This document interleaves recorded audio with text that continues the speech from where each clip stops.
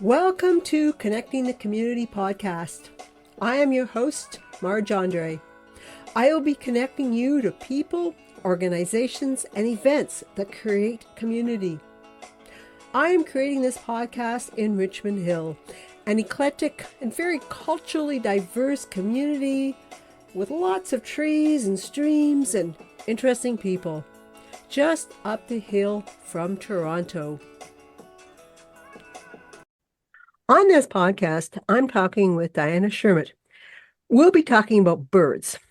Diana works for the City of Richmond Hill in the Environment Sustainability section. And in case you didn't know, Richmond Hill is recognized as outstanding in regard to their protection of the environment, having a green city, sustainability practices. And Diana is certainly part of this. So welcome, Diana. Hi, Marj. Thanks for having me. Oh, you're very welcome. I'm so glad that we have a chance to talk about birds. I think both of us are bird enthusiasts. So let's start out by you telling us what you do at the city and just a little more than your job title. Sure. So my job title is Natural Environment Coordinator, and I'm in the sustainability section of policy planning. And I've been at the city for 3 years. But prior to that, I worked as a field biologist for over 15 years, conducting flora and fauna inventories and doing monitoring work, and also doing ecological restoration and invasive species management. And I use a lot of that knowledge and skill set to help inform policy studies and strategies at the city to enhance and protect the natural environment. Woo, that is quite impressive. You are very qualified for this job, and it sounds like the city's very fortunate to have you there. Thank you. Okay, there's currently a campaign to vote for the bird for Richmond Hill's bird-friendly city bird. I get that. You have to watch how you say that. But we're going to talk about that in a bit. I first want to talk about Richmond Hill being an official bird-friendly city. What does that really mean? Yeah, so I'm excited to say that the city was recognized in the fall of 2023 as a certified bird-friendly city. And that is a designation by Nature Canada. And to be a certified bird-friendly city, a community must demonstrate that they mitigate key threats to birds. They restore nature to help native bird populations thrive. It's a community where residents are engaged in enjoying and monitoring local bird populations, and there's events that are held to protect and celebrate birds, and that there's municipal policies in place to protect urban populations. So some of the ways that the city demonstrates this is that we have our long-term restoration program and community stewardship program, where we do a lot of restoration enhancement of natural habitats. We also have our Healthy Yards programs where we sell native plants to residents, and we also participate in different pollinator programming too. And then most recently, the city, just this May 22nd, the council passed new bird safe design standards at the city, which helps to reduce threats by encouraging bird safe design. And these new bird safe design standards are now mandatory for all new site plan applications, and they have to be included in their development applications. Woo, that is a lot. This new safe design standards is something new. I'm going to have to check that out because I'm curious about what actually it means. But that's whoa, so a lot has to be done, and that sounds like it didn't just happen for you to get that designation. And there are not too many cities that have this designation, correct? From my understanding, I believe there's 26 certified cities across Canada. So we are amongst the top 26, which is pretty exciting. Yes, that is very good. Okay. And I read that to have this designation, you need to have this bird team. And it sounds like bird team. Okay. Who's on this team and what do they do? And are you part of it? And can people join it? I think yes and yes to your last two Okay. questions. So, the city's bird team is called Bird Friendly Richmond Hill, and it is a group of community members who are passionate about birds. The chairs of the bird team came to the city and approached us about becoming a bird friendly certified city, and then they led the initiative to establish the bird team. And we have over 30 members on the bird team right now. And some are more active than others, but they all participate in whatever capacity they can. And then the city does have a representative on the bird team to align priorities. And some of the work that the bird team does is they promote bird conservation through education and engagement of the public and the community members. And just a few of the things that the bird team has been doing is they've been creating displays for a few community centers at the city. They've distributed information to local businesses on threats to birds, and they helped with the city's bird poll, and they chose two birds to be part of our bird poll, and they've been promoting it across the city. And then they also attend community events and barbecues to help promote bird conservation. Hey, so can more people join? Like if someone hears this and I'd love to be part of that team. Are there opportunities? Absolutely. So anyone who is a resident, student, or business owner in Richmond Hill can join and participate in the team. The bird team's always recruiting and looking for Okay. passionate and interested members. You don't have to be a bird expert. You just need to be passionate about bird conservation. Okay, so you don't need a And even that we biologist. can we can we can get you excited about birds too if you're not quite there yet. Quite there yet. Yeah. Okay. Very good. And like, do you have like team t-shirts or anything? We do actually. So we have bird team t-shirts, but um those are for those that come out to a lot of events. So Okay. you can't just like join once and get a t-shirt. You do have to Yeah. volunteer some time to get that bird t-shirt. Okay. I think we should have some t-shirts on with all these birds. We'll see what the winning bird is and see what Yeah, put that on a t-shirt. Okay. sounds great. Okay. I saw on the city's website that there are 115 species of birds that come here to Richmond Hill. Now, is there a list somewhere of these 115? So we don't have a list that is publicly available to the public, but the 115 bird species, there's actually over 115 bird species within Richmond Hill, but what that number represents is information from our natural area inventory. And it's an inventory that we conduct every 10 years, and it helps us to better understand the natural environment and how it's changing over time and responding to the changes on the landscape. So those 115 birds really represent birds that are most likely breeding in Richmond Hill that have been observed on public property, so city and conservation authority lands. And they're conducted within a specific window, so they also represent a bit of a snapshot or point in time survey within the breeding season. But for a list of birds in Richmond Hill, there's really great apps like eBird or iNaturalist that will give you a longer list of different birds that have been observed within Richmond Hill during different times of the year.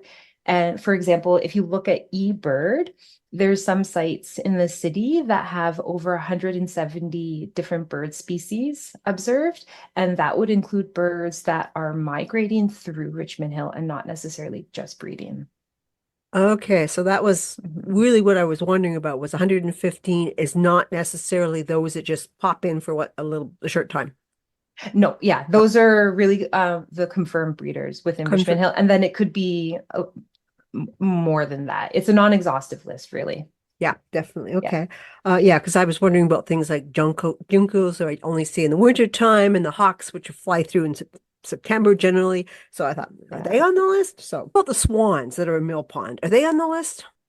You know, I went and checked the list. I was curious about that. So, as I mentioned, it is a point in time survey, and biologists will go out and do the surveys. They usually do two breeding bird surveys in the season between May and July, and it depends on what bird species are out at that time. So, at the time of our last survey, which was actually 2014, mute swans were not observed at Mill Pond. But again, if you look at citizen scientist app like iNaturalist or eBirds, there are mute swans present at Mill Pond. Yeah. Okay.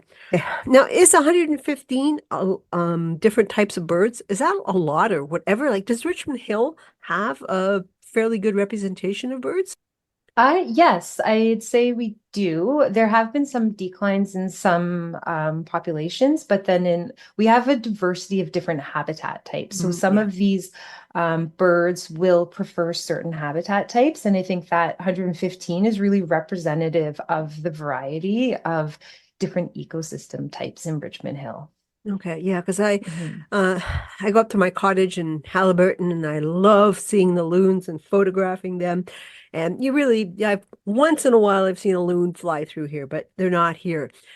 But would there be birds here in Richmond Hill that I'd not see up at the cottage? Yeah, so not really. A lot of the bird species that would be found in Richmond Hill are likely to breed within the central Ontario area. Some species may not go as far north as like northern Ontario, but within, say, like cottage country area, they'd usually be similar species breeding. Okay. Mhm. Okay. I find it very fascinating where actually birds are and to be paying attention to that. Okay. You've mentioned eBirds and another app, but I've become a big fan of Merlin. I don't know why everyone said you gotta get the Merlin app and such. So are you familiar with that? And how does it compare to eBird? They actually speak to each other. So I do use Merlin. It's a really great app to use if you're just a beginner or if at any stage, I think, really, of your birding adventure. It can help introduce you to birds. You can put it on sound identification so you can Mm, learn the different yeah. songs. You can also look at the ranges. But I've gone to, if you hear the bird, you can click on it and it'll link back to your eBird. And eBird is just a way to track the different species that you've actually seen and observed. So I thought that was pretty interesting that they do, the two apps do communicate together. That is interesting. Yeah, it's a just a good hobby and that uses to see and just even to sit up my backyard and have it on and realize there's like 15 different birds out here. Like, wow, that's amazing. So yeah, Yeah, it gets you absolutely. enthused, and I think I would encourage everyone to put an bird app or two on their phone. So Also, both these tools are really great citizen science monitoring tools. So it really helps us hmm, give an better understanding of bird populations and what birds are present where. And then that citizen science information can help support policies and bird conservation action later on too. So you may think, oh, you're just listening to birds in your backyard. But if you yeah. think of a citizen science program like the backyard bird count in the Yes. winter, Hmm. again, using an app like that helps us track the birds that are being observed so we know where they are and when they are and what quantities too. Okay, that I did not realize that. So that's interesting. But I am a firm believer that you won't protect something that you really don't know. And I think we should really want to know more about birds. And, identifying what type of bird I feel is just sort of the beginning. And you, as an environmental expert, what are some really interesting things about birds? So I guess first off, I you talk about just learning and identifying them is sometimes the first step of how people get introduced. And I think that is super important for people to become passionate about birds. And sometimes I think when someone gets introduced to birding, they see a bird and they quickly want to try and identify it and they open the book up. But really, I think what's important is to just sit and observe how the bird moves and flies and sounds. And that's what I was taught when I was first learning about birds in school and through different courses.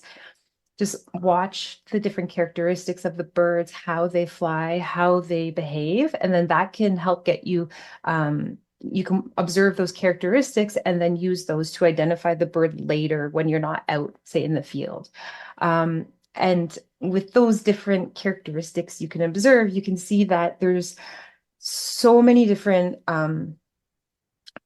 bird species just by sitting and observing. So like many people might be surprised by the diversity within Richmond Hill. I think a lot of people think of the birds like the common urban birds, mourning doves, cardinals, starlings. But then if you go for a walk within a forest or wetland or meadow, there's a lot of birds that are specific to those or prefer those different habitat types. And then within that, there's like these little habitat niches too. Like I went to Point Pelee in May and I went on a guided walk with an ornithologist, and they were talking about how there's different species of warblers that live in the same area, but they don't compete with each other. And there's been studies done that show the warblers will just forage either at different times or in different areas. So on one tree, you may have one species of warbler, like the Cape May. They search out insects on the tops of the spruce trees, whereas another warbler, such as a black pole, will search for insects on the upper third of the tree. So they're using the same habitat, but very different, like specific areas of that habitat without competing with each other. Ooh, So I think there's so many just like minute little intricacies of birds that are really fascinating yeah. that it's fun just to observe and see what you can learn about birds yourself, as well as like learning from others. Yeah, there's a lot to learn about birds, though, There's a lot definitely. to learn. Yeah. I find the difference in beaks are actually quite fascinating as well, just to Yeah, really pay attention. And it's a good way of identifying birds, but just whoa, it's a good indicator of what they actually eat and probably their habitat too, consequently. But it's just yeah, I pay attention to bird beaks, so it's nice. yeah, quite interesting what they actually. Our bird team members who were putting together some bird profiles. The bird team put together all the profiles for us for the city's official bird team poll. And one of our bird team members had suggested the American goldfinch, and I did not know that they're strictly vegetarian. Hmm, So they may accidentally eat an insect, but and again, it's like their beak is for seeds of on flowers. So yeah, just and yeah, then with the warblers, they have much narrower, longer beaks, and they're mostly insect eaters. So it yeah. is fascinating, all the intricate Inquisitive, yeah. differences. It's Yeah. the variation amongst birds is quite amazing. Mhm. So let's talk about this campaign to select Richmond Hill's bird-friendly city bird. Now, the bird team has narrowed it down to 6 birds: the cedar waxwing, the bald eagle, blue heron, sand crane, and the American goldfinch, and the red wing blackbird. Okay, I will say that I don't think I wouldn't have chosen those ones. Like 3 of them, like the heron and the bald eagle and sand crane, almost never see them here in Richmond Hill. So, I would have put in the cardinal or the robin chickadee on the list. What are your thoughts about the selection of birds? Am I out to lunch and my objections to the list? You would not be the only one who had some objections to the list. Okay. But it is meant to be an activity that gets people engaged and excited to learn more about birds, and meant to be a bit of an educational opportunity as well. So my colleague Danielle, who led the initiative on the poll, she did some background research first and found that the black-capped chickadee was actually the official city bird for I think 5 other cities. So we wanted to stay away from that. We wanted something unique for Richmond Hill, and it is a ubiquitous bird. It's found in Richmond Hill, but it's found across Canada. So we wanted something a little bit more unique. Okay. Um, just in regards to some of the other birds, so we did actually, so the birds were chosen by city staff, the city's bird team, and the Mississaugas of the Credit First Nation and Hiawatha First Nations. And each group was asked to select 2 birds that they thought were good candidates to represent Richmond Hill. So that might be based on their appearance, whether they're present within Richmond Hill, but some were also chosen based on other characteristics. So for in the traditions of the Mississaugas of the Credit, they cranes signify leadership and bald eagles represent knowledge and higher learning. And then for the great blue heron, you will actually be surprised. We have a breeding colony within Richmond Hill. So they breed in large congregations called rookeries or heronries. And there is actually a heronry in Richmond Hill. So I think it would be a great candidate for Richmond Hill City Bird. Okay, we'll see who wins. And voting is until June 14th, and I've been encouraging everyone, and we'll continue for people to vote, and it certainly will be in the podcast notes. So I don't know. Is this something like you go out and vote in an election? Yeah, you're not supposed to say who you voted for. I voted for the Red Wing Blackbird because that's a bird I'll see on my walk. So that's why Nice. I that's a good bird for me. Okay. We'll see Marge, how the voting goes. you should visit some of the city's wetlands or stormwater ponds because you might be surprised and you may see a great blue heron there. Yes, I have, but yeah, and I love herons. But Yeah, to me, I they're more of a imagine. cottage bird. Oh, So okay. yeah. I think Uh, you'd probably guess who I voted for. yes. Okay. Now, do you know how the voting's going? Like, have there been many people vote? Do you know what bird is out front? As of 1 p.m. today, I asked our communications colleague, Ash, and she announced that there's over 875 votes, Hmm. which is pretty good for engagement with the city. And I'll say the top three. So in third place is the Red Wing Blackbird. Hmm. In second place is the American Goldfinch.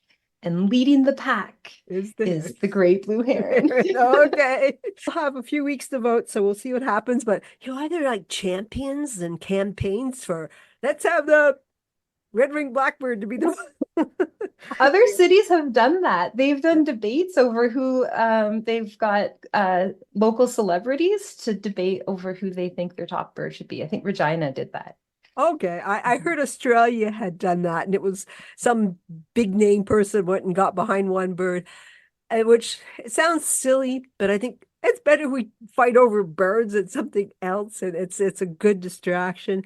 And I Absolutely. believe very often there's money is tied to it as well. There's gets awareness, and also there's promotion and funding for these conservation groups. So all is good. Okay. Uh, now could we? You've got it for this is going to be the bird. Is it forever or just for this year? Or, can we have a bird of the year? Let's start with completing this bird poll, Okay. and then we'll go from there. Um, for I think right now we'll probably at least keep this bird for a few years. We'll see Okay. how it goes. If a bird of the year is something our bird team wants to take on as an initiative, that's something that they could look at. But I think right now we'll just continue. We'll stick with this bird for a few years. Okay. So Mhm. just curious. Okay. Yeah. Okay. Is there anything else that you want to add about this bird contest and birds in Richmond Hill? One, vote for the city bird. Yes. Free blue heron. No, please vote for whatever bird you think would best represent the city. If anyone listening is interested in joining the bird team, as I said, you don't need to be a bird expert. You just need to have a passion for protecting birds in their habitat. You can visit the city's website or the Bird Friendly Richmond Hill Facebook page. And if you can't join the bird team, there's lots of things that people can do to participate in bird conservation. And one of them is just going out, learning more about birds. And then there's things that you can do in your own property. And there's great websites to visit that have information on how you can create and protect bird habitat. Yeah, and I think that's something that we should be paying attention to. Not having the cats get outside to get the birds is one, and yeah, Mm. but and also I mean I feel like I have a good backyard. I've got lots of birds in my backyard, and I'm quite proud of that. So, but Yeah, we're fortunate. We there's so many green spaces that I go for my afternoon walk, and it's like by a couple of creeks, and it really is amazing what we see.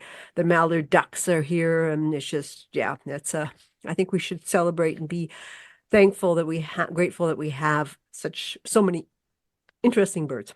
So for sure, for sure. yeah. And planting some native trees and shrubs on your property can help bring them to your property too, Yeah, right? definitely. And help Yeah. create that habitat for them. Yeah, definitely. Yeah. Okay. I do end the podcast with the guest response to the questions. Same question for everyone. Name one thing you really like about this community. I do not live in the city of Richmond Hill, but as you know, I do work here. And the people I meet at community events, I find are passionate about the environment. And I just love that passion and the protection, their interest in protecting it. And I think that's reflected in how the city operates. So I just love the community's passion towards the environment. I like that answer. So very good. Okay. So we're going to put lots of things in the podcast notes, including the link to vote. And you can easily, there's also a link to the description of each bird. So check that all out. I'm hoping everyone becomes a great birder. And we have the biggest bird team and we have bird campaigns. It would be excellent. So thank you, Diana, for taking the time to do this podcast with me. I so enjoyed talking to you about birds. Thank you. Likewise. Thank you for listening. I would very much appreciate you sharing this podcast. Please tune in next week as we continue to explore the community. Consider emailing me at Marj, M-A-R-J, at marjandre.com. I welcome suggestions for podcast guests. Stay well, stay connected.